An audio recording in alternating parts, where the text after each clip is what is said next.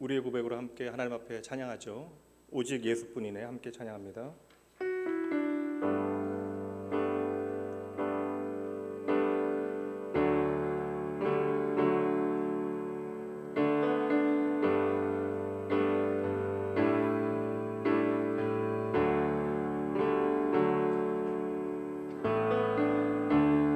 은혜 아니면 살아갈 수가 없네. 호흡마저도 다 주의 것이니 세상 평안과 위로 내게 없어도 예수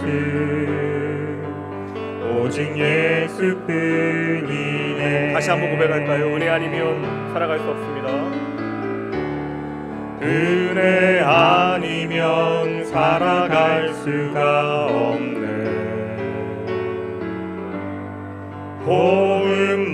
호흡마저도 다 주의 것이니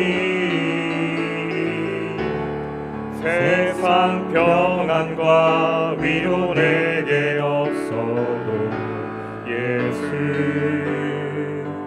오직 예수뿐이네.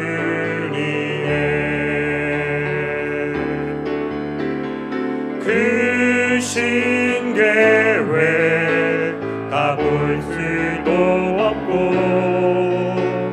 작은 고난에 지쳐도 주께 묻기 나의 모든 삶 버티고 견디게 하시네.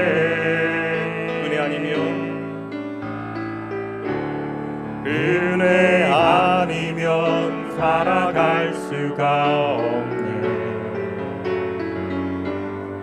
나의 모든 것 다 주께 맡기니 참된 평안과 위로 내게 주신 주 그분 예수 오직 예수뿐이네.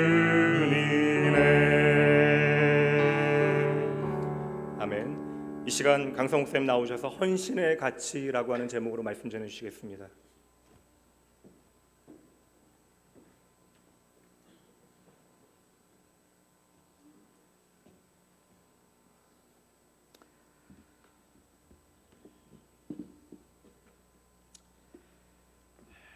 기도할까요?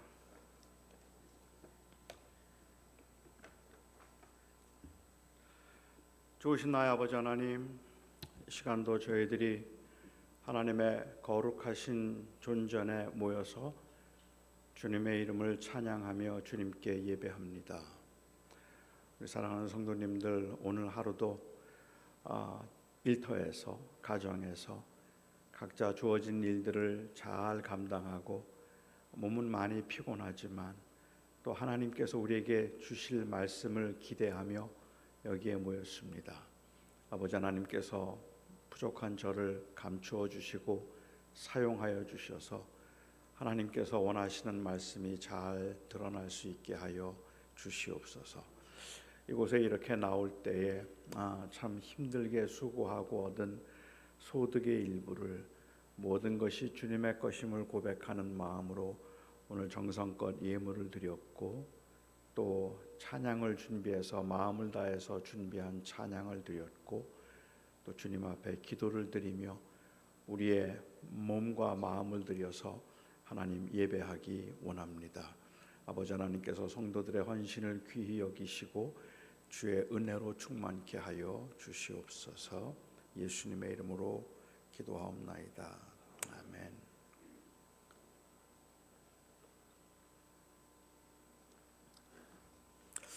여러분은 여러분 자신이 부자라고 생각하십니까? 아마 어쩌면 여기 계신 여러분들은 자신이 부자라고 생각하지 않지만 그렇다고 가난하다고 생각하지 않을는지도 모릅니다. 부자와 가난한 사람의 차이는 어차피 상대적인 것이라서 나보다 더 부자를 보면 내가 부자가 아닌 것 같고, 나보다 더 가난한 사람을 보면 내가 그렇게 가난한 사람도 아니라고 생각할 수도 있습니다. 지금은 아마도 없어지지 않았을까 생각하는데, 제가 한국에 있으면서 초등학교 다닐 때 그 초등학교에서 했던 일 중에 하나가 이 학생들의 가정 환경을 조사하는 그 일이었습니다. 학생들의 가정 환경을 알아야 선생님이 이 학생들을 잘 지도할 수 있겠다는 생각이 들어서 가정 환경 조사서라는 것을 학생들이 집에 가서 그것을 다 적어서 가져오도록 했는데, 그 당시에는 부모님들도 다 바빴고 그리고 우리도 별로 관심이 없었기 때문에 이게 잘 수거가 되지 않았어요. 그래서 선생님이 이제 하루 날을 잡아서 수업 시간 1시간에 학생들의 가정 환경을 공개적으로 이 조사를 한 적이 있습니다. 혹시 여러분도 그런 경험이 있으셨는지 모르겠는데, 그 당시에 그렇게 조사를 하기 위해서 한 60여 명쯤 되는 그 학생들 그 반에서 지금 자기가 살고 있는 집이 자기 집인 사람 손들어라, 전세 손들어봐라, 그리고 월세 손들어봐라, 방이 셋 있는 사람, 뭐 방이 하나 있는 사람, 집에 냉장고 있는 사람 손들어라, 집에 이 TV가 있는 사람 손들어봐라, 혹시 집에 자가용이 있는 사람 손들어봐라, 아버지가 대학을 졸업한 사람 손들어라, 어머니가 무직인 사람 손들어라. 뭐 아버지의 직업을 이야기하고 환경을 조사하고 학벌을 묻기도 하고, 그렇게 질문을 하면 그 60여 명의 학생들 중에 뭐 있느냐는 질문을 할 때마다 아주 겸연쩍은 듯이 멋쩍어 하면서 항상 손을 드는 한 친구가 있고, 뭐 없느냐는 말을 할 때마다 무슨 큰 죄라도 지은 것처럼 고개를 땅에 푹 숙이고 그냥 부끄러워하면서 손을 들었던 학생들이 있습니다. 지금 생각하면 참 비인간적인 방법으로 그렇게 이 학생들의 가정 환경을 조사했겠다 싶은데, 그날 저희 반에서 우리들끼리는 우리 반에서 누가 제일 부자인가가 결정되는 날이고, 그리고 누가 제일 가난한지가 결정되는 날입니다. 그러니까 그날 제일 부자 한 사람 결정되고, 그리고 제일 가난한 사람 한 사람 결정되면 상대적으로 중간에 있는 사람들은, 나머지는 다 중산층입니다. 제일 부자 한 명 부자고, 그리고 가난한 사람 한 명 있어서 비교해 보면 나보다 못한 사람이 있으니까 괜찮아 보이고, 나보다 더 나은 사람이 있으니까 또 자랑할 게 없어 보이기도 하는 거죠. 부자가 천국에 들어가는 게 얼마나 어려운지, 약대가 바늘기로 들어가는 것보다 어렵다는 말씀을 들어도 우리가 그 말씀에 그렇게 심각하게 반응하지 않는 이유는, 성경 말씀을 그렇게 문자적으로 해석해서는 안 된다는 선제적인 그 지식이 있기 때문에 그렇기도 하지만, 그건 못지않게 우리는 그렇게 부자가 아니라고 생각하기 때문에 그래요. 우리는 천국에 못 들어갈 만큼 그런 부자는 아니라고 생각하기 때문에, 부자는 천국 못 들어간다 말씀하셔도 크게 그렇게 마음에 걸리지 않는 것 같습니다. 우리가 생각하는 부자는 이런 사람들이죠. 구두는 주로 마놀로 블라닉 부츠를 즐겨 신는 사람입니다.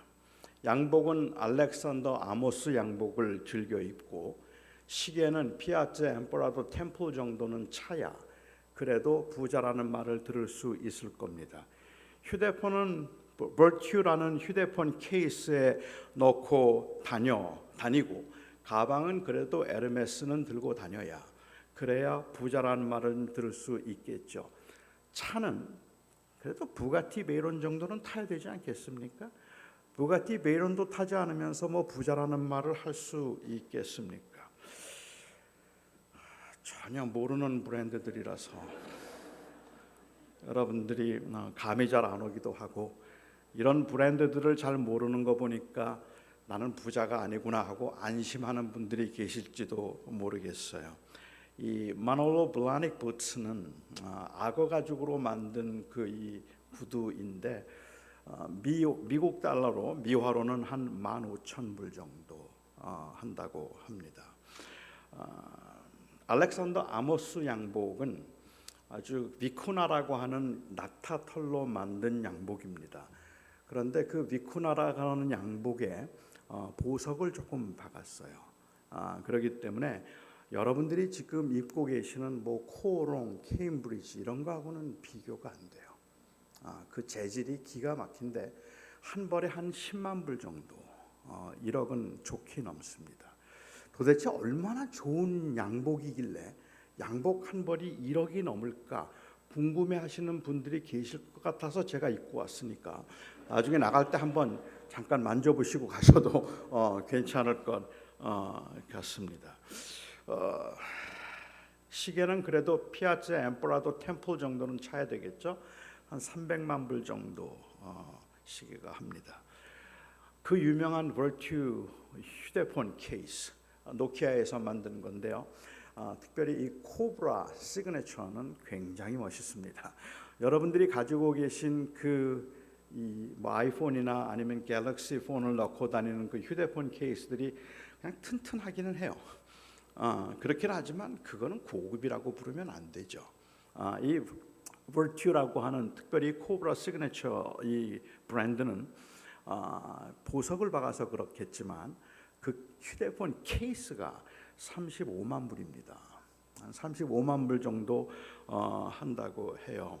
한국에서는 이 루비통 가방을 들고 다니면 명품을 가지고 다닌다고 말하기도 하는 것 같은데 제가 알아본 바에 의하면 루이비통 가방이 한 300만 원 정도 그렇게 하는 것 같아요. 여러분 가지고 계신 짝퉁 말고 진짜가 한 300만 원 정도 하는 것 같은데 그런데 글쎄요, 그거 가지고 다니면서 뭐 어깨에 힘이 들어가거나 아니면 그게 없어서 위축되기에는 그렇게 명품이라고 부를 수는 없을 것 같아요. 제가 한번 아르헨티나에 집회를 간 적이 있었는데 아르헨티나는 치안이 굉장히 안 좋습니다. 그래서 자칫 가방을 들고 다니면 그 가방을 퍽치기라고 하는데 이 오토바이가 가다가 그냥 다 채가는 그러한 경우들이 있습니다. 제가 그 교회 가서 좀 신기한 이 현상을 하나 목격하게 됐던 것은 그 교회에 오시는 분들이 교회에 올 때 이 쓰레기백 같은 그러한 그 검은 백, 이 백을 들고 오시더라고요. 그 봉지를. 그런데 그 봉지 안에 루비통 가방이 들어 있어요. 그러니까 그냥 그 가방을 들고 가면 날치기를 당하기 때문에 밖에 다닐 때는 그것을 봉지에 넣어서 다니다가 교회에 오면 그것을 꺼내서 사람들에게 자랑하는 것 같아요. 사람들에게 나도 이 가방이 있다 하는 걸 자랑하는 것 같은데 뭐 글쎄요, 뭐 좋은 가방이겠지만 그래도 가방이라 그러면 에르메스가 제대로 된 가방이라고 말하겠죠. 특별히 이 버킨 브라운 컬러는 정말 멋있습니다. 한 4만 불 정도 하는 것 같은데 이 에르메스 가방의 특징은 가지고 있을수록 값이 올라가요. 아주 특별한 그러한 고급 브랜드입니다. 차를 보면 제 생각에 벤츠는 뭐 그냥 타고 다닐 만한 것 같아요. 뭐 제네시스, 뭐 BMW 튼튼해요. 하지만 고급이라고 말하기는 좀 그렇죠. 그래도 고급 차라고 말하려면 부가티 베이론 정도는 돼야 되지 않을까 하는 생각이 드는데 부가티 베이론은 지금 그냥 싼 게 한 200만 불, 그러니까 20억은 조금 넘는 것 같습니다. 그래도 몸에 이 정도는 가지고 다녀야 부자라는 말을 듣지 않겠습니까?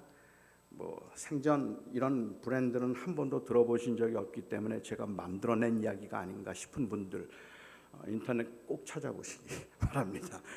실제로 부자들이 입고 다니고 부자들이 가지고 다니는 물건들입니다. 하지만 이런 경우는 어떻겠습니까? 지금도 캄보디아에 있는 교사 한 달 월급이 약 한 50불, 5만 원 정도 된다고 합니다. 공장 노동자 한 달 월급이 80불이니까 그러니까 1년에 100만 원 정도 되는 셈입니다. 지금도 한국에서는 한 달에 20만 원이 없어서 끼니를 이어가지 못하는 사람들도 제법 많이 있다는 기사를 읽었고 몇 년 전에 있었던 많은 사람들의 가슴을 아프게 했던 그 세 모녀의 동발 자살 사건이라든지 아니면 탈북자들이 아사했던 그 기사들을 읽어보면, 그러면 그렇게 또 아주 힘들고 어렵게 사는 사람들이 제법 많이 있는 것 같아서 안타깝기도 합니다. 이렇게 빈부의 차이가 극심한 세상을 살아가고 있으면서 그리스도인으로서 우리는 부자도 아니고 우리는 가난한 사람도 아니라는 그 사실로 주님의 가르침에 둔하게 반응하면서 살 수 없고, 우리는 그냥 부자도 아니고 가난한 사람도 아니기 때문에 돈의 문제에 있어서는 자유하다고 쉽게 말할 수 있는 것도 아닐 겁니다. 우리의 삶 전체에서 나타나는 하나님의 주권과 그리고 하나님의 사명을 인정하고 살아가는 사람들이라면, 재물로 인한 끊임없는 유혹과 그리고 아픔을 상대적으로 경험하고 살아가는 우리들로서는 과연 그리스도인들은 어떻게 살아야 하는지 진지하게 고민하지 않을 수 없고, 진지하게 우리가 우리 자신을 돌아보지 않을 수가 없습니다. 저는 재물 아니면 재물의 그 최고를 가치에 두고 있는 이 세속적인 가치관을 염두에 두고 이 세상에서 제자들은 어떻게 살아야 하고 무엇에 궁극적인 관심을 두고 살아야 하는가 하는 이 문제를 주님께서 말씀하신 오늘 본문으로 제가 정한 부자와 나사로의 비유를 통해서 한번 여러분과 나누어 보고 싶습니다. 예수님께서 한 부자와 한 가난한 자를 아주 극대화시켜서 대조하셨으니까 여기에 나오는 부자는 무지무지하게 큰 부자의 상징이고, 여기에 나오는 가난한 사람은 무지무지하게 가난한 사람의 상징입니다. 그런데 여기에 무지무지한 부자는 어떤 사람인가를 묘사하기 위해서 성경이 사용하고 있는 그 표현은 이 부자가 얼마나 부자였는지 고운 베옷과 자색 옷을 입고 날마다 호화로이 연락했다라고 기록되어 있습니다. 그러니까 고운 베옷과 자색 옷을 입고 날마다 호화로이 연락했다는 이 말이 우리에게는 와닿지 않아요.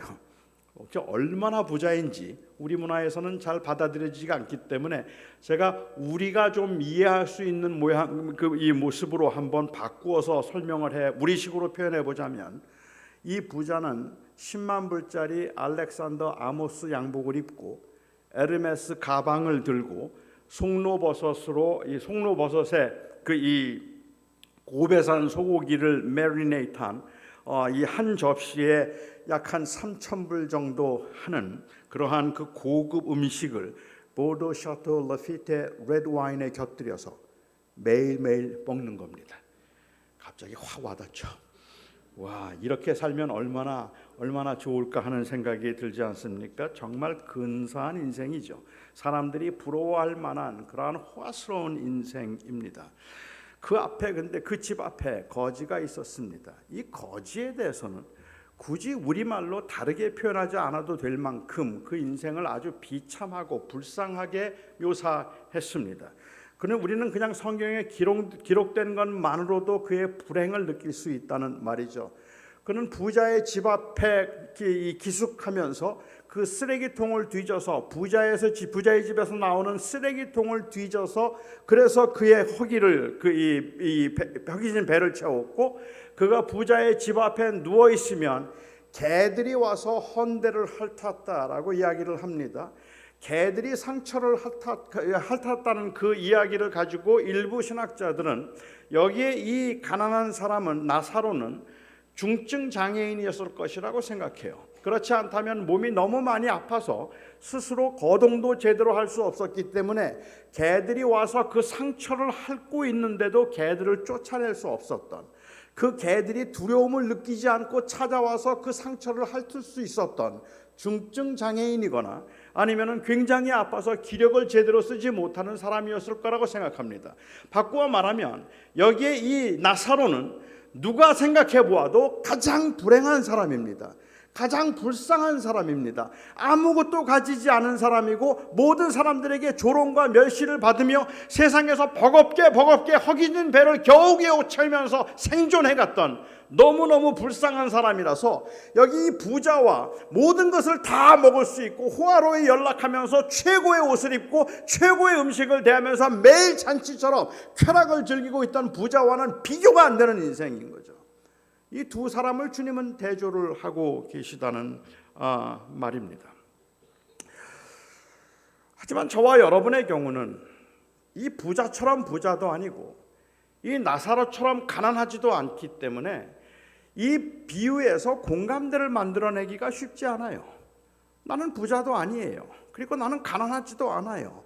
그나마 이 비유가 우리에게 관심을 주는 것은 부자는 죽어서 지옥에 갔고 그리고 가난한 나사로는 죽어서 천국에 갔다는 사실입니다. 그렇기 때문에 저희는 예수님께서 이 말씀을 왜 하셨는가 하는 그 주님이 비유를 말씀하신 의도와 상관이 없이 부자는 왜 지옥에 갔을까, 그리고 이 가난한 나사로는 왜 천국에 갔을까 하는 것에 관심을 갖게 되죠. 그래서 자칫 이 비유를 마치 어떻게 하면 구원을 받고 어떻게 하면 구원을 받지 못하는가에 관한 구원론에 관한 비유로 이해를 하는 경우들이 종종 있다는 말입니다. 물론 구원의 문제가 굉장히 중요하고 우리에게는 가장 심각한 문제임에는 틀림이 없겠지만 주님께서 부자와 나사로의 비유를 말씀하신 것은 누가 구원받을 수 있는가, 누가 천국에 가는가, 그리고 누가 지옥에 가는가에 관한 이야기를 하고 계시는 것은 아닌 듯한데 우리는 이 비유에서 다른 공감대를 찾을 수가 없기 때문에 부자가 왜 지옥에 갔을까 하는 것만 관심을 갖게 된다는 이야기입니다. 왜 부자는 지옥에 갔을까요? 부자가 지옥에 간 이유가 무엇입니까? 부자가 호화로에 연락하고 너무 잘 먹고 잘 살아서 지옥에 갔다고 말해도 괜찮겠습니까? 그렇게 말해도 여러분 안전하시겠습니까? 잘 먹고 잘 살고 그리고 또한 호화롭게 살면 모든 사람들이 부러워할 만큼 좋은 것들을 가지고 넉넉하게 살아가면 그 인생을 과연 성공한 인생이라고 말할 수 있겠는가? 아니, 그래서 지옥에 간다면 우리는 정말 진지하고 심각하게 그러면 어느 정도까지 살 수 있는가 물어야 되지 않겠습니까? 그렇지 않습니까? 지옥에 갈 수도 있는데. 아니면 이 부자가 지옥에 간 이유는 단순히 호화롭게 연락했다는 것이 아니라 자기 집 앞에 그 한 사람이 굶고 있었는데도, 그 한 사람이 비참하게 살아가고 있었는데도 그 사람에게 무관심했던 이 사회에 정의롭지 못한 그 모습 때문이었다고 말하면 되겠습니까? 그가 지옥에 간 이유는 어려운 아픈 사람이 있었고 그런데도 그 아픈 사람을 돌보지 않고 자기의 사리사욕만 채웠던 그러한 그 이기적인 삶의 모습 때문에 그는 지옥에 갔다고 말해도 괜찮겠습니까? 하지만 우리가 모두 다 아는 것처럼 이것은 성경의 가르침과 그렇게 일치하지가 않습니다.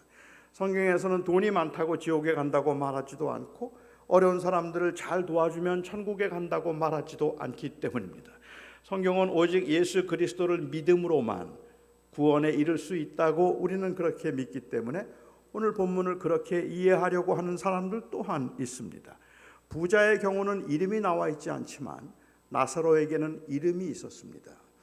이 가난한 사람에게 나사로라는 이름이 있었는데 하나님의 도우심이라고 하는 엘리에셀이라고 하는 이 히브리어를 헬라식으로 표기한 것이 나사로입니다. 그러니까 나사로는 하나님의 도우심을 고대하고 하나님의 도우심으로 살았던 사람이고, 부자는 하나님을 안 믿었기 때문에 지옥에 간 것이다. 하나님을 믿는 사람은 천국에 가고 하나님을 안 믿는 사람은 지옥에 간다라고 그렇게 구원론적으로 해석을 하는 경우도 종종 있습니다. 하지만 제가 볼 때는 그렇게 보는 것은 오늘 본문에 대한 좀 정당한 해석은 아니지 않을까라는 생각을 하게 돼요. 조금 억지스럽다는 생각이 든다는 말입니다. 부자가, 오늘 예수님께서는 이 비유 가운데 말씀하시는 의도였겠다고 생각하는데, 부자가 지옥에 있으면서 아브라함을 뭐라고 부르는지 아세요? 지속적으로 아브라함을 부를 때 아버지 아브라함이여라고 부릅니다. 다시 말하면 부자는 언약의 자손이었다는 말입니다. 그래서 그를 아버지 아브라함이라고 부르고 있는 것이고, 그의 형제들과 마찬가지로 그도 그 아브라함이 말씀하셨던 것처럼 항상 모세의 율법을 가까이 했던 사람들이었다고 보아야 합니다. 더구나 오늘 본문에서는 부자가 믿음이 없었다는 말도 없고, 그리고 나사로가 믿음이 있었다는 말도 없습니다. 그러니까는 부자는 하나님을 안 믿었고, 그리고 나사로는 하나님을 믿었다는 해석은 조금 억지스럽다는 말이죠. 정당해 보이지가 않는다는 말입니다. 또한 부자는 부자라서 지옥에 간 것이고 나사로는 가난해서 지옥에 간 것이라든지, 부자는 정의롭지 않아서 지옥에 간 것이고 나사로는 가난하고 이 땅에서 아무것도 누리지 못했기 때문에 천국에 간 것이라든지, 부자는 믿음이 없어서 지옥에 갔고 나사로는 믿음이 있어서 천국에 간 것이라면, 그렇게 믿음이 있는 한 사람과 믿음이 없는 한 사람, 혹은 부자 한 사람과 가난한 한 사람을 대조해서 그래도 모든 사람들은 다 어차피 상대적으로 세상을 살아간다면 그 한 기준에서 이만큼 사는 사람은 지옥에 가고 이만큼 사는 사람은 천국에 갈 수 있다고 말해야 되는데, 오히려 주님께서는 이 비유 가운데서 한 부자를 극단적으로 부자라고 그렇게 극대화시키고, 가난한 사람을 아주 가난한 사람으로 극대화시키고 있어서 대조를 하고 있는 것을 보면, 왜 이렇게 극대화시켜서 대조를 했을까 하는 것이 저에게는 이해가 잘 되지 않습니다. 제가 내리고 싶은 결론은, 이 비유는 구원에 관한 이야기가 아닙니다. 어떻게 하면 구원을 받는가에 관한 이야기를 하고 있는 것이 아니라, 이 비유는 오히려 제가 보기에는 제자도에 관한 비유입니다. 제자들은 어떻게 살아야 하는가에 관한 비유를, 무엇을 가지고 살아가야 되는가 하는 것에 관한 비유를 말씀하고 계시는 것이라고 보는 것이 저는 조금 더 정당하다고 생각을 하는데, 그렇게 생각하는 이유는 바로 이 비유의 문맥 전체 때문에 그렇습니다. 누가복음 16장 첫 부분을 보면 예수님께서 첫 부분에서 이 불의한 청지기에 관한 비유를 말씀해 주셨습니다. 그리고 불의한 청지기의 비유를 통해서 도대체가 영생을 믿고 영원한 나라의 소망을 두고 산다는 사람들이 그 영원한 하나님의 나라의 기준에서 자기의 인생을 살지 아니하고 마치 영원한 하나님의 나라는 없는 것처럼 그렇게 이 세상을 살아가면서 미래를 위해서 전혀 아무것도 준비하지 않고 있는 그 빛의 아들들, 소위 말하는 빛의 아들들의 그 모습을 개탄하면서 주님께서 비유를 말씀하셨습니다. 그 비유 가운데 주님이 말씀하셨던 것은, 어찌하여서 영원한 나라의 소망을 두고 산다고 말하면서도 하나님 앞에 마치 설 날이 없는 것처럼 그렇게 사람들은 살아가고 있는가 하는 것을 주님께서 안타깝게 여기셨다는 말이죠. 그래서 주님께서는 불의한 재판관의 비유를 말씀하시면서 이 불의한 청지기의 비유를 말씀하시면서 이 청지기가 얼마나 불의한 자인가 하는 것을 강조하셨습니다. 그는 정말로 못된 사람이었습니다. 성실하지 못한 것이 주인에게 발각되었어요. 얼마 있으면 그는 해고를 당하게 생겼습니다. 왜냐하면 그는 정직하지 않았고 그리고 신실하게 일하지 않았기 때문에 그렇습니다. 마침내 자기가 해고당할 것을 알게 된 이 청지기가 고민을 하기 시작했어요. 큰일 났다. 내가 조금 있으면 해고당할 텐데. 그런데 땅을 파자니 힘이 없고 빌어먹자니 창피하고, 이거 어떻게 하면 좋을까? 그렇게 고민을 했어요. 내가 해고당하면 어떻게 하면 좋을까? 고민을 하다가 그가 한 아이디어를 생각해냈습니다. 그래서 이 주인에게 빚진 사람들을 불러들였어요. 주인에게 빚진 사람들을 불러들여서 그들에게 물었습니다. 얼마나 빚지셨나요? 기름 100말 빚졌습니다. 그래요? 그럼 빨리 80이라고 고치세요. 서류를 조작하는 겁니다. 80이라고 고쳤어요. 얼마 빚지셨나요? 저는 밀 100석 빚졌습니다. 아, 그래요? 그럼 빨리 50이라고 고치세요. 빚을 지고 빚 가운데 살아가는 사람들에게 빚은 100이면 80이라고 고쳐주고 100이면 50이라고 고쳐주었습니다. 여러분 오해 마십시오. 이 사람은 지금 착한 일을 하고 있는 겁니다. 자기 생각에. 왜냐하면 그는 지금 100을 80으로 고치고 100을 50으로 고쳐서 나머지를 착복하는 게 아닙니다. 오히려 그 빚진 사람들에게 선을 베풀고 있다고 생각되는 거죠. 100이에요? 그러면 빨리 80으로 고쳐주시고 그리고 빨리 100이면 50이라고 고치세요. 그렇게 함으로 그 사람들에게서 정말로 저 사람은 좋은 사람이고 나에게 은혜를 입힌 사람이라는 그 명성을 듣고 싶은 겁니다. 인정을 받고 싶은 겁니다. 하지만 그는 악한 자입니다. 불의한 자입니다. 자기의 재산도 아닌 것 가지고 선심을 쓰고 있는 거예요. 남의 재산 가지고 감히 선심을 쓰고 횡령을 하고 있는 것인데, 착복은 하지 않았지만 횡령을 하고 있는 것이고, 그리고 남의 물건을 함부로 이 손을 대고 있는 것인데, 그런데 그게 어떻게 정당한 일이 되겠느냐는 말입니다. 그는 악을 행한 겁니다. 그래서 주님께서는 지속적으로 말씀을 하고 계시는 거죠. 그는 불의한 자다라고 말씀하시는 거예요. 불의한 청지기입니다. 그 불의한 청지기가 오히려 이렇게 불의한 일을 통해서 자기의 미래를 준비하고 있는데 주님께서 그를 칭찬하셨다는 것, 지혜롭다고 말씀하셨다는 것 때문에 이 비유가 어려워요. 아니 이걸 왜 지혜롭다고 하셨을까? 그런데 주님께서 여기에 불의한 청지기를 불의하다고 강조하시면서 그러면서 그를 칭찬하신 것은 제가 믿기에는 여기에 그 다른 유대인들 그리고 또한 이스라엘 백성들을 책망하기 위한 일종의 문학적 기법을 사용하고 계시는 거라는 말이죠. 여기에 아주 못된 사람이 있었어. 그런데 이 못된 사람이 자기의 미래를 걱정해서 내가 나중에 어떻게 살지 하는 것을 걱정해서 이 못된 사람이 그 세상의 지식을 가지고 다른 사람들에게 남의 물건 가지고 선심을 썼지. 그러면서 나중에 해고당했을 때 혹 다른 사람들에게 좀 도움을 받을 수 있는 길을 열어두었던 거야. 정말 못됐는데 이 어두움의 아들들이 세상에 살면서는 그들도 자기의 미래를 준비하는데 어찌 하나님을 믿는 사람들이 하나님 앞에서 설 날을 준비하지 않고 있느냐? 어찌하여 그날이 없는 것처럼 이렇게 사느냐? 주님은 그렇게 책망하신 거죠. 그리고 주님께서 불의의 재물로 친구를 사귀라고 말씀하셨습니다. 여기에 불의의 재물은 재물이 불의하다는 이야기를 하고 있는 거 아닙니다. 재물 자체가 불의하지는 않겠죠. 그렇다고 해서 여기에 불의의 재물이라는 말을 영어 성경에서 번역하는 것처럼 그냥 세상에 사는 동안에 필요한이라는 의미로 번역하는 것도 그렇게 썩 바람직하지는 않아 보입니다. 제가 생각할 때는 지금 이 청지기에 대해서 말하는 거예요. 그 청지기가 이건 불의한 재산이잖아요. 그걸 가지고 친구를 사귀었잖아요. 차라리 그랬던 것처럼 너희도 이 재물을 가지고 친구를 사귀라라고 말씀을 하시면서 사람이 두 주인을 겸하여 섬길 수 없나니 하나님과 재물을 겸하여 섬길 수 없다는 무시무시한 말씀을 하셨습니다. 그런데 진짜 문제가 된 건요, 주님께서 이 말씀을 하셨더니 바리새인들이 비웃은 거예요.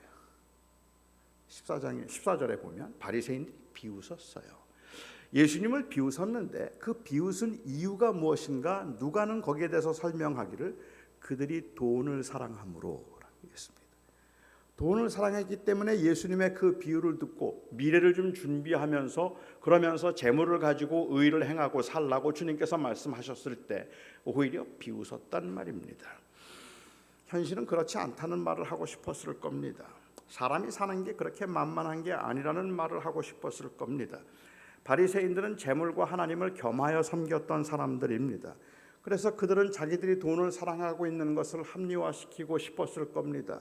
아무리 하나님을 잘 믿어도 돈 없으면 너무 고생이 많다고 말하고 싶었겠죠. 아니 조금 더 현대인처럼 말하고 싶다면 돈이란 원래 중립적인 것이라서 그 자체가 악한 것은 아니니까 많이 있어서 나쁠 건 없겠죠 라고 말하겠죠.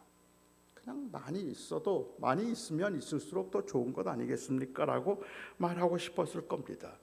그래서 주님께서 그 바리새인들에게 부자와 나사로의 비유를 말씀하셨습니다.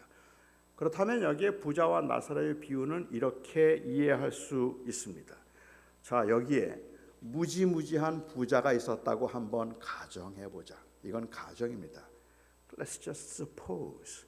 그냥 가정하자는 거예요. 굉장한 부자예요. 최고로 누리고 호의호식하면서 잘 살았어. 그런데 그가 죽어서 지옥에 갔다고 가정해보자.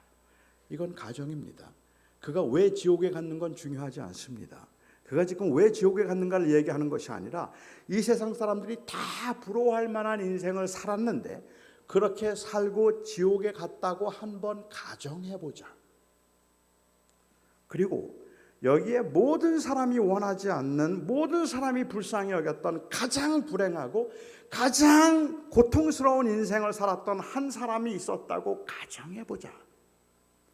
그는 모든 사람들의 조롱을 받으며 살았던 사람인데 그런데 그가 죽어서 천국에 갔다고 가정해보자. 이건 가정입니다. 왜 천국에 갔는가는 중요하지 않습니다. 그런데 사실은 주님께서 하셨던 이 가정이 당시 유대인들이나 아니면 바리새인들에게는 그 자체로 이미 충격이에요. 그 조합이. 왜냐하면 당시 바리새인들의 생각은 어쩌면 우리도 그런 생각을 하고 있는지 모르겠지만 부자가 되는 것은 하나님의 복을 받았다고 생각했어요. 제가 내일 조금 더 설명을 드리겠습니다. 부자가 되는 것은 하나님의 복을 받은 것이라고 생각했고, 가난한 것, 장애인이 되는 것, 그리고 질병을 가지고 사는 것, 또한 어려운 환경에서 살아야 되는 건 다 저주라고 생각했어요. 하나님이 사랑하기 때문에 잘 사는 거고, 하나님의 사랑을 받지 못하면 가난하고 어렵다고 생각했던 그들의 생각 속에서, 그래서 가난한 사람들은 다 하나님께 벌을 받는다고 생각하고 있었는데, 그런데 오히려 예수님께서 이 비유 가운데 그야말로 어찌 생각하면 혁명적인 대조를 하고 있는 거예요.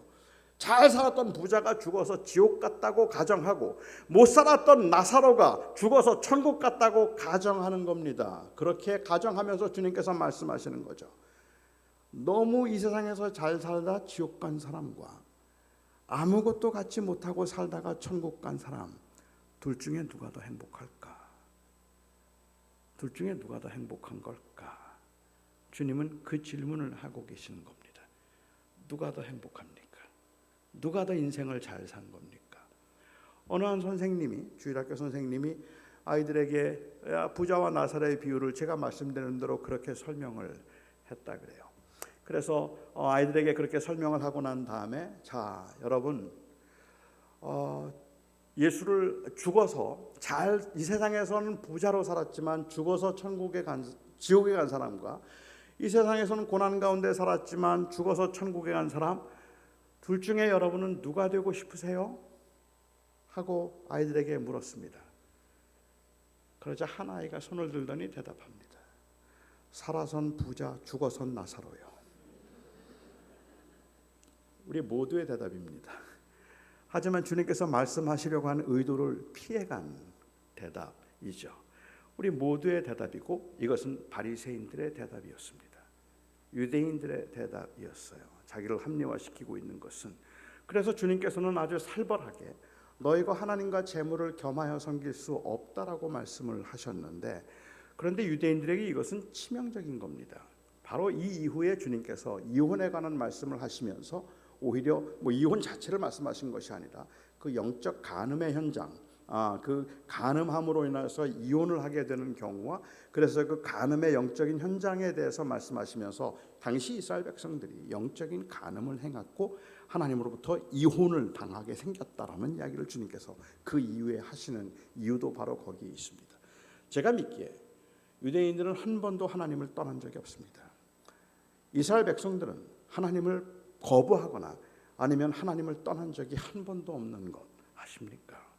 이스라엘 백성들은 이 애굽에 있을 때도, 그리고 출애굽하고 나서도, 가나안에 있으면서도 그들의 하나님은 언제나 여호와 하나님이었습니다.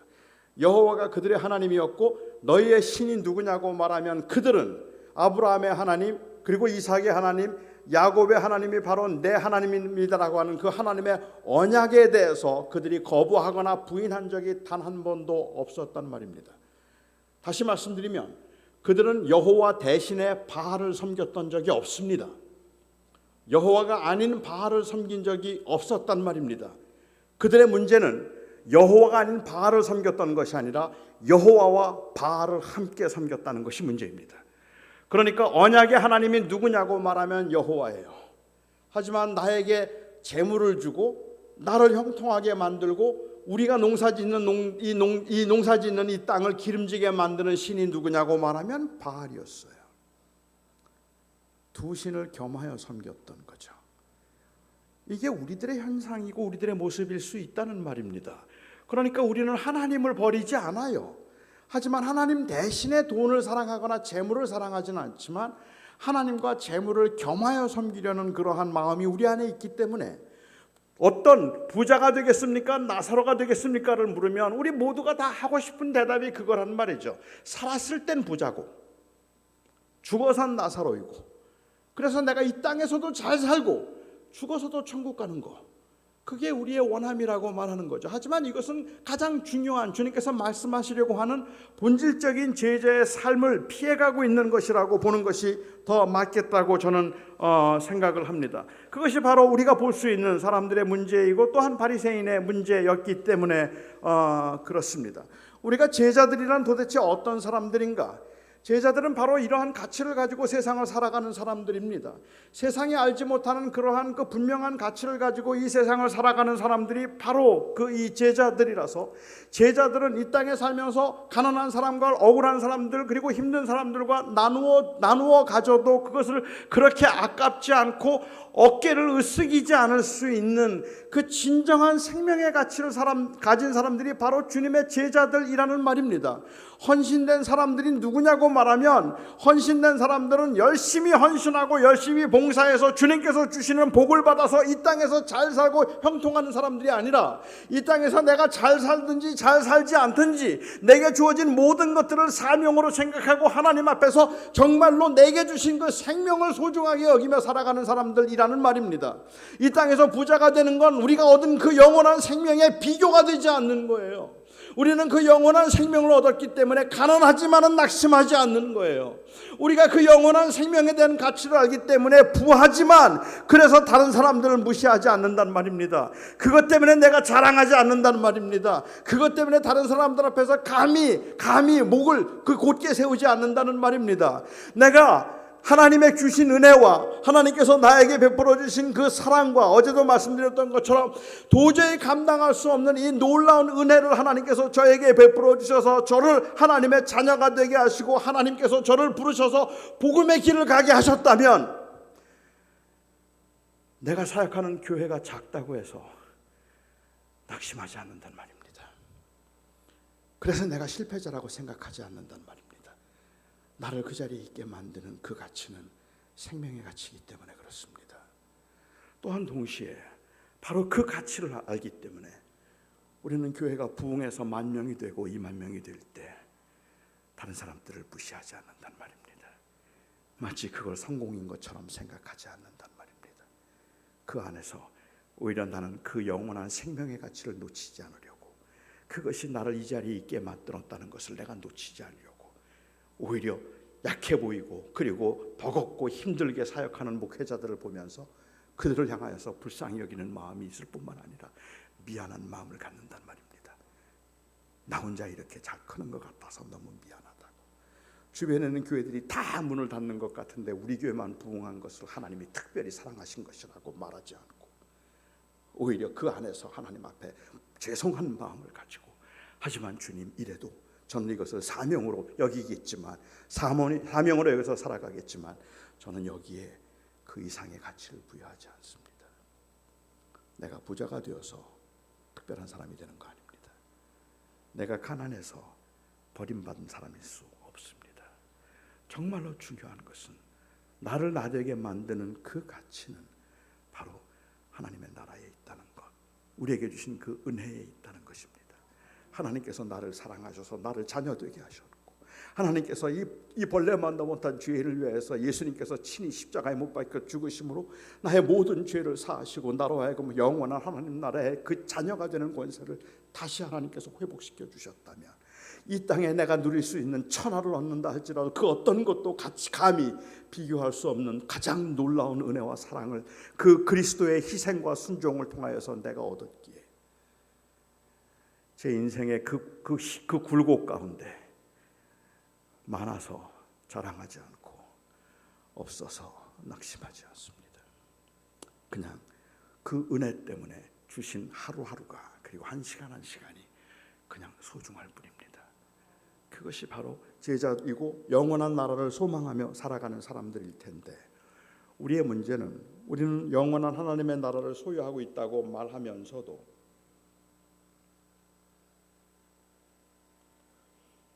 우리는 영원한 하나님의 나라를 소유하고 하나님의 나라를 바라보는 사람들이라고 말하면서도 하나님 나라보다는 세상에 있는 것들에 의해서 히히비비하고 있는 모습처럼 보이기 때문에 세상에서 조롱을 받는 거죠. 주님께서 말씀하시기를 돼지에게 진주를 던지지 말며 개에게 거룩한 것을 주지 말라 말씀하셨습니다. 돼지에게 진주를 던지지 말라는 말씀, 개에게 거룩한 것을 주지 말라는 말씀을 어떤 분들은 영적인 분별력의 그 말씀으로 이해를 하기도 합니다. 그래서 돼지에게 진주를 던지면 안 되지, 다시 말하면 이 복음은 너무 가치 있는 건데 그 가치 있는 복음을 돼지에게 던져서 돼지가 밟으면 안 되는 거예요. 그래서 돼지에게 던지지 말라라는 의미라고 이해를 하는 거죠. 복음을 욕되게 할 사람들에게는 전도하지 말라는 말처럼 들리지 않습니까? 정말로 그런 말씀일까요? 제가 어제 저녁에도 잠시 조금 간증을 했지만 저는 초등학교 5학년 때 교회에서 쫓겨났잖아요. 6학년 때 교회에서 쫓겨났잖아요. 제가 이 목사님 아들을 때리고 교회에서 쫓겨나고 난 이후로 저는 모든 교인들은 위선자라고 생각했고 모든 교인들은 다 거짓말장이라고 생각했고 그리고 교인들을 끔찍하게 싫어했습니다. 아마 제 중학생 이 시절은 거의 교회에 대한 원망과 교회에 대한 그 미움, 증오로 가득 찬 그 시간들이었다고 말해도 좋을 것 같아요. 그런데 제가 고등학교 1학년 되었을 때 우연히 교회를 다니기 시작한 제 동생이 전도를 하거나 뭐 복음을 전한 건 아니지만 저보고 교회 같이 가재요. 형 나하고 교회 가자 그래요. 그러면 저는 제 동생 방으로 갔습니다. 그리고 제 동생이 어디서 얻어왔는지 모르겠는데 예수님 사진 하나를 얻어다가 그걸 벽에다 걸어놓고 그렇게 좋아해요. 저는 제 동생이 교회 가자 그러면 그 방에 들어가서 그 예수님 사진에다 침을 뱉었습니다. 예수님 사진에 침을 뱉으면서 제가 제 동생에게 위협을 했어요. 나한테 한 번만 더 교회 가자 그러면 저 사진, 저 액자 떼어서 다 부셔버린다. 나한테 절대로 교회 가자 그러지 마. 만약 그때 제 동생이 예수님 사진에 침을 뱉는 제 모습을 보면서 저건 돼지구나. 돼지에게 복음을 진주를 던지지 말라고 했는데 이 돼지한테 교회 가자 그랬더니 예수님 사진에 침 뱉네. 저 돼지에게는 교회 가자 말하면 안 되겠다. 그렇게 생각했으면 오늘 제가 여기 없는 겁니다. 제 동생은 꾸준히 틈만 나면 한 번만 가보자고 나고 딱 한 번만 교회 가자고 계속 저를 설득했고 그리고 마침내 제가 교회를 가게 되었고 주님을 만날 수 있었습니다. 안 믿는 핍박한다고 전도 안 할 수 없잖아요. 반대한다고 전도 안 할 수 없잖아요. 바울이 얼마나 주님을 반대했는데 그런데 그 반대했던 바울을 주님께서는 돌이키셨잖아요. 우리가 복음을 듣지 않으려고 하거나 기독교를 핍박한다고 해서 저희들이 전도하지 않고 그러면서 영적인 분별력이라는 이름으로 돼지에게 진주를 던지지 않으려고 하는 것 그것은 주님께서 말씀하신 의도가 아니었다고 생각해요. 만약에 그런 의도였다면 그 돼지에게 진주를 던지지 말라는 7장 5절 말씀을 저는 7장 끝부분에 거짓 선지자에 관해서 말씀하실 때 언급하셨음이 맞습니다. 그런데 오히려 이 말씀 바로 이전에 뭐가 나오는지 아세요? 너희는 이 눈에 있는 들보는 보지 못하면서 남의 눈에 있는 티를 보느냐? 다른 사람 판단하지 말아라. 그 말씀 다음에 바로 나와요. 그러면 우리가 너무 섣불리 저건 돼지네? 전도하지 마. 저건 개네? 그러니까 진주 주지 마. 이런 것은 자칫 판단일 수도 있는 건데 왜 이렇게 말씀을 하셨을까라는 의문이 좀 생긴다는 거죠. 저는 오히려 이 말씀은 제자도에 관한 말씀이라고 말씀을 드렸습니다. 그러니까 누가 돼지인가 누가 개인가가 중요한 것이 아니라 그 복음의 가치를 알고 있는 사람이 복음의 가치를 함부로 다루어서 세상에서 밟히지 않도록 하라라는 그러한 의미라고 보는 거죠. 조금 제가 설명을 쉽게 하기 위해서 한번 예를 들어서 말씀을 드려볼게요. 제가 지금은 좀 걷는 게 많이 불편해지기는 했지만 신학교에 다닐 때만 하더라도 저는 탁구를 너무너무 좋아했습니다. 탁구샵에 나가서 우승한 적도 여러 번 있었고 그래서 제 학교 다닐 때 저의 별명은 비돈이었어요. 나르는 돼지라고 정말 벌같이 나비처럼 날아서 벌같이 쏘는 저에 대해서 이렇게 얘기하려니까 좀 쑥스러운데 어차피 저는 금옷으로 사는 사람이니까 그래서 탁구를 너무너무 좋아했어요. 그리고 잘했고 참 탁구를 좋아하고 즐겼기 때문에 그 당시에 제가 제일 좋아하던 탁구 선수가 유남규 선수였습니다. 당시 국가대표였던 유남규 선수가 굉장히 제가 좋아했던 선수였거든요. 제가 수원에 집회 갔더니 그 교회 집사더라고요. 그러니까 제가 당신 팬이었습니다라고 말을 하고 혹시 라켓 하나 있으면 달라 그랬더니 안 줬어요. 안 줬는데, 그런데 한번 가정을 해보죠. 윤항규 선수를 제가 너무너무 좋아하는데, 그런데 윤항규 선수가 제가 자기를 좋아하고 탁구를 좋아한다는 걸 알고 자기가 사용하던 라켓을 저에게 선물로 줬습니다. 가정에서 예를 들면 그 선물로 주었어요. 저는 그 선물을 받고 너무너무 뛸 듯이 좋은 거예요. 왜냐하면 제가 좋아하는 선수이고 그 선수가 사용하던 라켓을 저에게 주었으니까 얼마나 좋습니까? 그걸 들고는 막 펄쩍펄쩍 뛰면서 집으로 들어옵니다. 그리고는 제 아내를 불렀어요. 저의 아이들을 불렀어요.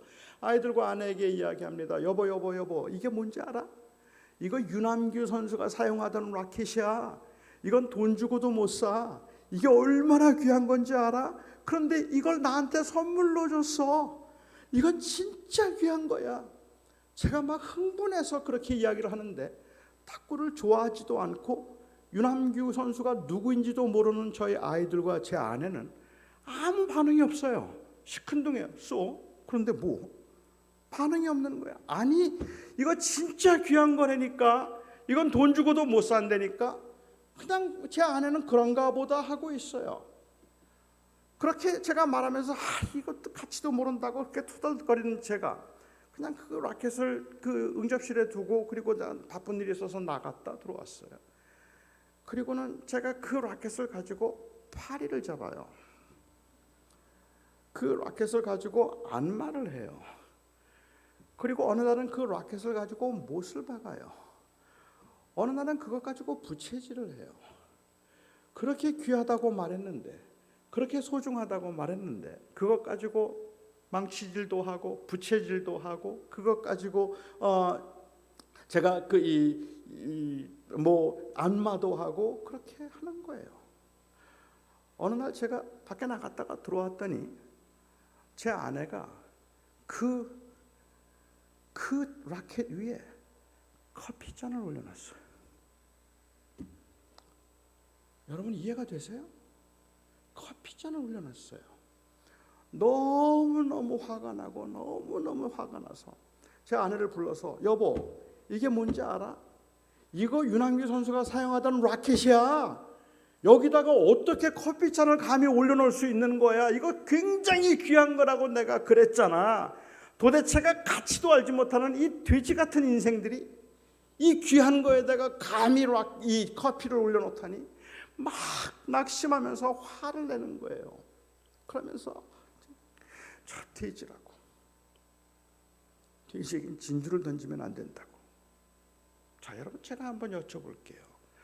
누구 잘못입니까? 제 잘못입니까? 제 아내 잘못입니까? 제 잘못이죠. 만약 제가 이거 정말로 귀한 거야 라고 말하고 난 다음에 그것을 제 서재 위에 올려놓고 아침에 들어가면서 한번 보고 저녁에 들어와서 한번 보고 꺼내서 또 닦고 또 쓸고 어떻게 이게 여기 와 있지? 너무 귀한데 와 이게 어떻게 여기 있지? 그리고 그걸 매일 봤다면 제 아내는 절대로 그 위에 커피잔 못 올려놓습니다. 그런데 제 아내는 제가 그거 가지고 망치질하는 거 봤어요. 그거 가지고 못질하는 이 부채로 쓰는 것도 봤고 그거 가지고 파리 잡는 거 봤어요. 그러니까 거기에 올려놓아도 된다고 생각했어요. 돼지에게 진주를 던지지 말라는 말씀은 사람들을 돼지로 판단하라는 이야기를 하는 것이 아니라 내가 그게 소중하다고 말했으면 그것을 소중하게 다루어서 다른 사람이 함부로 밟지 못하게 하라는 겁니다.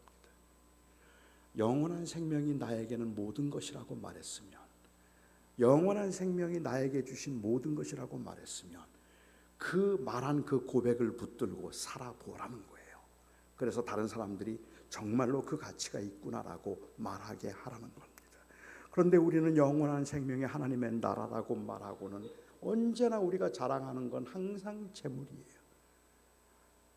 제가 목회를 하면서 돌아보면 하나님 앞에 부끄럽기도 하고 실패했다고 생각하는 그 경우들도 바로 이런 경우들이라는 말이죠.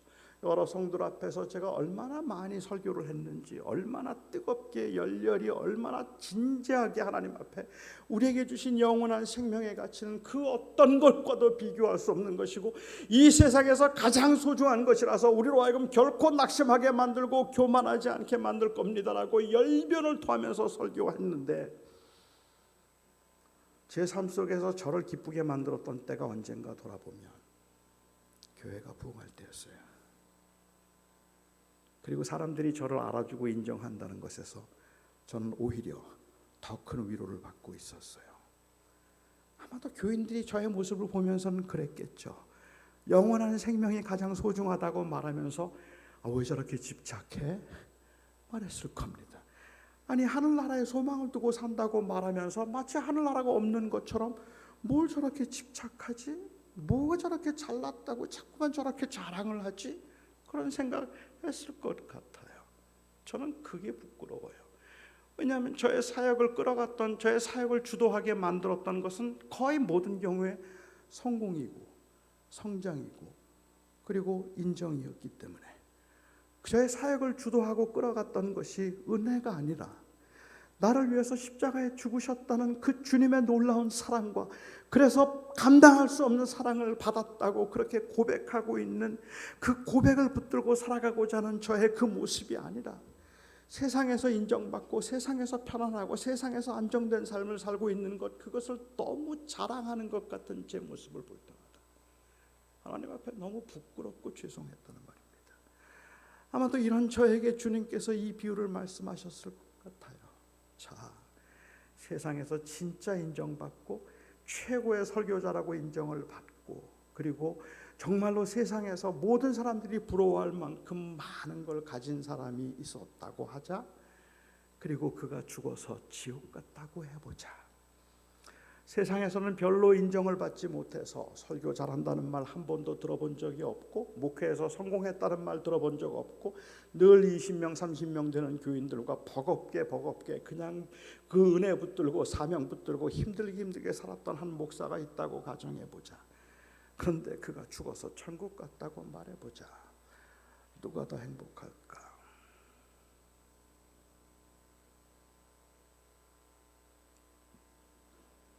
어떤 고난에서도 나를 일으킬 수 있는 힘, 내가 정말로 주를 위해서 살겠습니다라고 고백하게 만들 수 있는 이 힘은 바로 영생이잖아요. 오늘 이 비유를 통해서 주님께서 말씀하고 계시는 것은 오히려 제자들에게, 바리새인들에게 말씀하셨던 것은 내가 정말 생명의 가치를 아니 하는 그 말입니다. 한 젊은 관원 그리고 부자 한 사람이 예수님을 찾아왔습니다.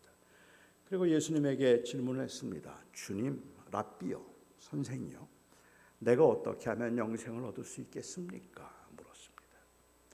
그때 주님께서 말씀하셨어요. 그래, 너 어떻게 알고 있는데? 그러자 그가 말하기를 하나님을 마음과 뜻과 정성을 다해서 사랑하고 이웃을 내 몸과 같이 사랑하면 되지 않겠습니까? 모든 계명을 지키면 되겠죠 라고 말했습니다. 계명 다 지키면 되지 않겠습니까? 그의 대답이 맞는 대답은 아니었지만 그가 의도하는 바를 아셨기 때문에 주님께서 내 말이 맞다 하셨어요.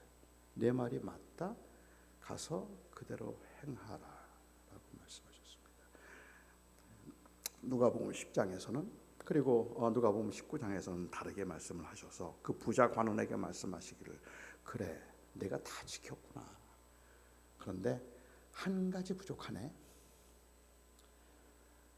내 가진 것을 다 팔아서 가난한 자에게 주고 나를 따르라. 주님은 이 요구를 제자들에게 하신 적이 없습니다. 특별히 18장 이 이야기가 나오고 난 다음에 19장에서 삭개오의 비유가 나올 때, 삭개오의 사건이 나왔을 때 삭개오가 주님께 뭐라고 말하죠? 내 재산의 반을 주님께 드리겠다. 가난한 자를 위해서 내놓겠다고 했습니다. 내 재산의 반을 내놓겠다고 할 때 주님께서 오늘 구원이 내 집에 임했다고 말씀하셨어요. 삭개오에게는 반만 내도 구원이 임했다고 말씀하신 주님이 이 부자에게는 다 팔아서 가난한 자에게 주고 나를 따르라 라고 말씀을 하셨습니다. 이것은 주님의 제자가 되기 위한 조건을 말씀하고 계시는 게 아닙니다. 마치 자기가 구원을 받았고 영생을 얻은 것처럼 그렇게 자랑하면서 자기가 영생 얻은 것을 확신하기 위해서, 아니면 사람들에게 알리기 위해서 주님께 자기의 지식을 말하기 위해서 주님께 질문을 했던 이 부자에게 주님께서 하셨던 다 팔라고 하시는 말씀은 제자가 되기 위해서는 다 팔아야 된다는 이야기를 하고 계시는 것이 아니라 오히려 그 부자에게, 영생을 묻는 부자에게 네가 영생의 가치를 아니? 하고 반문하시는 겁니다. 가진 거 다 팔아도 괜찮을 만큼 소중한 거라고 너는 알고 있니? 정말로 어떤 역경과 환난에서도 우리를 일으켜 세울 만큼 그렇게 강력한 힘이 있는 것이 바로 이 생명이라는 거 너 알고 있니?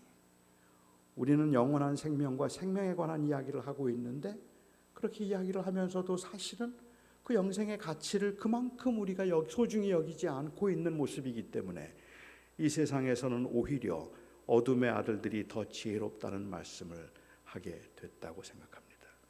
믿는 사람들은 우리에게 주신 그 생명의 가치를 알기 때문에 헌신의 가치는 생명의 가치를 따르는 겁니다. 어느 정도나 우리가 살면 되겠습니까? 그러니까 우리가 다 선교지로 가야 하는 겁니까?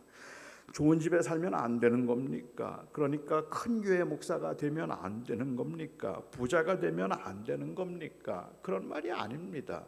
그러면 얼마나 헌신을 해야 마땅한 제자가 되겠습니까? 어느 정도까지 누리며 살 수 있습니까? 어떤 교회를 하면 될까요? 몇 명 정도의 교인이 있는 교회에서 목회를 하면 그러면 그리스도의 빛을 발하면서 부끄럽지 않은 헌신을 한 제자로 합당하게 되는 걸까요? 물론 우리는 조금 더 실제적이고 구체적인 제한들이 필요할 겁니다. 적어도 물질주의가 팽배해서 재물로 뒤덮인 것 같은 이 세상에서 그리스도인들이 빛을 발하려면 저는 파격적인 헌신이 있어야 될 거라고 생각해요. 많은 고민이 필요할 겁니다. 내가 이렇게 잘 살아도 되나? 내가 교회가 이렇게 커도 되나? 그냥 교인들이 많아지고 늘어난다고 무조건 건강하고 성공한 교회라고 말할 수 있을까? 내가 이렇게 소유하고 있는 것들, 그리고 내 재산을 이 재물을 사용하는 방법이 정말 그리스도의 제자로 합당한 것일까? 고민해야 할 겁니다. 물어야 할 겁니다. 그런데 제가 오늘 여러분들에게 드리고 싶은 말씀은 이 질문을 하기 이전에 우리가 먼저 확인해야 할 질문이 있다는 말입니다. 여러분은 정말로 생명의 가치를 아십니까?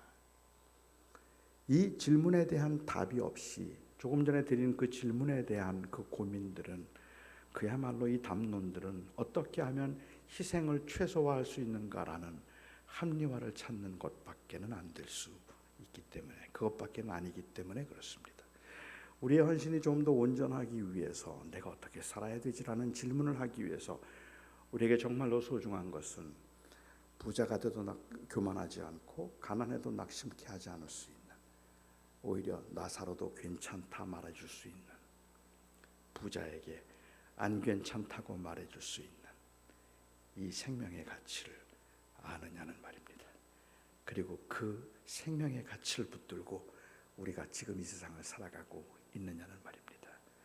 제가 2010년도에 그 부활주일날 제가 설교를 했는데, 그때 한 설교가 최대의 변수라는 제목으로 한 설교였습니다. 그날 제가 한 설교의 그 한 일부분을 한국에 있는, 제가 만나본 적은 없는 청년인데, 한 청년이 이 타이포그래피로 동영상을 하나 만들어 주었어요.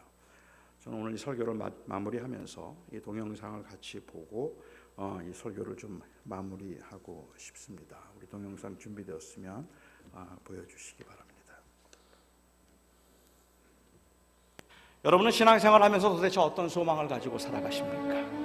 여러분들이 신앙생활을 하면서 그 믿음 생활의 소망이, 내가 하나님을 한번 믿으면 하나님께서 나를 죽지 않게 만드셔서 건강하고 오래오래 살게 하실 뿐만 아니라 하나님께서는 내 기도를 들어주셔서 나를 형통하게 하시고 나로 하여금 부유하게 만드시고 하나님께서는 나로 하여금 이 땅에 사는 동안에 아무것도 걱정 근심 없게 하실 것을 믿고 그것을 소망하면서 신앙생활을 하고 계십니까? 그것이 여러분들의 소망입니까? 알아요. 얼마나 힘든지를 알기 때문에, 얼마나 어려운지를 알기 때문에 여러분들에게 이 설교를 하면서 하나님이 우리와 함께 하시니, 하나님이 우리를 지켜주시니 여러분의 사업이 형통할 것입니다. 여러분의 병이 나을 것입니다. 하나님께서는 즉각적으로 응답해 주셔서 여러분들의 모든 문제가 해결될 것이고 여러분들의 자녀가 형통할 것입니다 라고 말하고 싶어요. 그런데 사실이 아니에요. 그건 사실이 아닐 뿐만 아니라 우리는 그것을 바라보면서 그것을 소망하며 살아가는 사람들이 아니라는 말입니다. 우리의 소망은 거기에 있는 것이, 그것이 아니라 바로 예수 그리스도의 부활에 있다는 말입니다. 가진 것도 없고 실력도 없어서 하루하루 사는 게 불안하고 너무 초라해 보이고 다른 사람들이 조롱할 만큼 그야말로 손에 아무것도 쥔 것 같지 않고 배운 것조차 없어서 이 땅에서 살아가면서 도대체 어떻게 살아갈까가 막막한 사람들이라 할지라도 저는 여러분들에게 불쌍하다 말하지 않고, 여러분들이 많은 것을 소유해서 내 평생 나 죽고 내 자녀들이 죽을 때까지라도 우리는 그렇게 넉넉하게 쓸 만큼 모든 것을 다 모아놓았고 호화롭고 편안하게 살고 있다, 이제는 나는 안심할 수 있다 말할 수 있는 분이라 할지라도 저는 여러분들에게 여러분은 이제 정말로 행복한 인생이라고 말하지 않을 겁니다. 하나님께서 눈물을 씻기시고 때 묻은 옷을 벗기시고 새 옷을 입혀주실 부활, 그 부활 때문에 모든 것은 다 달라집니다.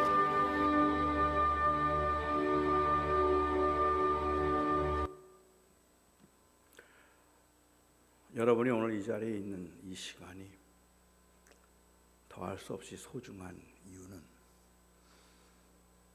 우리 안에 있는 생명 때문인 겁니다. 세상 사람들이 보기에는 여러분들의 인생이 너무 아무것도 아닌 것 같아서 어떻게 이 험한 세상을 살아갈까 싶을 만큼 막막한, 더 이상은 별로 희망이 없어 보인다 할지라도 제가 여러분들을 불쌍하다 말하지 않을 수 있는 그 이유는 그 아들을 통해서 우리에게 주신 생명, 그 생명 때문입니다. 사랑하는 성도 여러분, 오늘 부자와 나사로의 비유를 통해서 주님께서 하셨던 말씀은 우리는 이 생명을 소유한 자가 아닌가. 부자를 보고 불쌍하다, 이 부자를 보고 행복하다 말하지 않고 나사로를 보고 불쌍하다 말하지 않을 수 있는 바로 이 생명이 우리 안에 있지 않습니까? 그것이 저희들로 하여금 세상을 살아가게 만드는 힘이 되지 않겠습니까? 이 시간에 그 생명을 생각하고 그 생명을 묵상하며 우리에게 그 생명을 주기 위해서 이 땅에 오신 예수 그리스도께 영광과 감사를 드릴 수 있기를 바랍니다. 함께 기도하죠. 잠깐 기도하는 시간을 좀 갖고 싶습니다. 그냥 괜찮다 싶다가도 옆에 사람들하고 비교하고 나면 갑자기 초라해지죠. 아니 어느 때는 그냥 자꾸 내가 가진 걸 다른 사람들 앞에 자랑하고 싶을 때는 또 없는지 모르겠어요. 하나님이 여러분을 얼마나 사랑하는가 제가 알 수 있는 길은 바로 그 아들을 주신 그 사랑 때문입니다. 그래서 저는 여러분들에게 오늘 설교를 하면서 결론으로 드리고 싶었던 말씀, 사랑하는 성도 여러분, 힘들지만 낙심하지 마세요. 많이 아프고 많이 흔들리지만 괜찮아요. 하나님이 여러분을 사랑하시고 하나님의 생명을 주셨습니다. 사랑하는 성도 여러분, 우리는 그래서 그냥 그 영원한 하나님의 나라를 소망하며 이 땅의 사명으로 살아가는 제자들인 겁니다. 오늘 다시 한번 주님 앞에 우리가 한 목소리로 기도할 때 한번 여러분들이 여러분의 입술로 고백할 수 있기를 바랍니다. 상황이 괜찮아서가 아닙니다. 아프지 않아서도 아니고 부족한 게 없어서도 아닙니다. 그러나 내게 주신 그 영원한 생명과 하나님의 아들 때문에 저는 여러분들이 오늘 여러분들의 입술을 열어서 하나님 많이 힘든데 괜찮아요 말할 수 있으면 그게 위로일 겁니다. 정말 괜찮으니까 함께 하나님 앞에 한번 여러분들의 사정을 아뢰시고 그리고 그 은혜에 감사하는 시간 가질 수 있기를 바랍니다. 같이 기도하겠습니다. 사랑하는 아버지 하나님, 오늘 이 저녁에도 저희들이 주님의 말씀과 그리고 또한 저희들을 향하신 주님의 음성 앞에 섰습니다. 저희가 하나님을 영화롭게 하며 하나님의 뜻을 따라 살기를 소망하지만 그리하지 못하고 눈에 보이는 것들에 의해서 우리가 행과 불행을 말할 때가 너무도 많고 아버지 하나님, 우리가 언제 낙심하고 우리가 언제 흔들렸는가를 돌아보면 거의 모든 경우에 하나님 저희를 흔들었던 것은 아버지 하나님이여 우리가 그 생명의 가치를 놓쳤을 때입니다. 이 시간에 주의 위로가 함께 하심으로 아버지 하나님이여 하나님께서 우리를 만져주시고 시켜주시옵소서.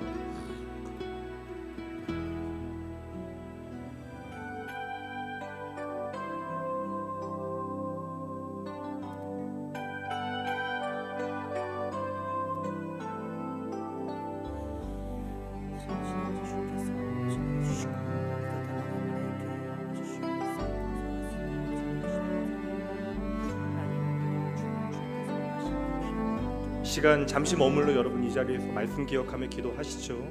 우리의 인생에 예수 믿는 나에게 가장 의미 있는 것이 무엇인지, 가치 있는 것이 무엇인지, 그리고 그 가치를 과연 나는 예수 믿는 자로서 증명하며 살아왔는지 여러분 정직하게 하나님 앞에 이 시간 나를 돌아보며 기도하며 나가기 원합니다. 잠시 머물러 이 시간 간절한 마음으로 기도합니다. 사랑하신 아버지 감사합니다. 아버지 주님, 주님께서 하신 아버지 주님께서 허락하신 아버지 시간 주님 앞에 이 땅 가운데서 주님께서 허락하신 그보다도 하나님 나에게 허락하신 예수 그리스도의 보혈과 더불어 아버지 그 예수 그리스도의 생명을 나아가오니 하나님 이 땅에서 온전히 아버지 그 하나님을 바라보며 살아갈 수 있는 저희들 되어질 수 있도록 아버지 인도하시고 붙잡아 주시옵소서. 하나님 이 땅 가운데서 주님께서 허락하신 그 귀한 은혜 아버지 내게 주셨으니 하나님 내가 이 땅에 살아갈 수 있는 힘은 다른 무엇보다도 아버지 하나님께서 허락하신 그 기대의 힘을 두고 아버지 주님 주님께서 허락하신 그 은혜를 통하여 아버지 주님께서 베푸신 그 사랑을 나눌 수 있는 귀한 믿음의 삶을 살아갈 수 있도록 아버지 인도하여 주시옵소서.